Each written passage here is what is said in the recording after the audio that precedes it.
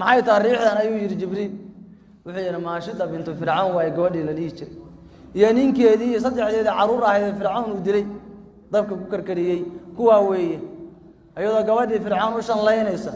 bay shanladii ka dhacda markaas ay tiri bismillaahi ta'isa fircawn ay tiri ilaahay magaciisa aan qabsadaaye fircawn ayaa halaagsaday gabadhii korba inta u fiirisay waxay tiri oo rabbi aan rabbigay ahayn aabahay ahayn miya leedahay awalaka rabbi ghayra habibi tiri aabahay rabbi aan ahayn gabar boqortooyo ku jirta weeye nin duqyaan dhameeyayna uu dhalay markaas ay tiri adiga aabaha iyo anigaba rabbigeenu allah weeye ay tiri fircawn ayaa markuu maqlay u yeeray wuxuu yiri ka laabta waa idid ninkeedo la yeesay maqsin buu ahaan jiray meel kamida meeliis u ahaan jiray iyo saddex caruura ayuu isku yeeray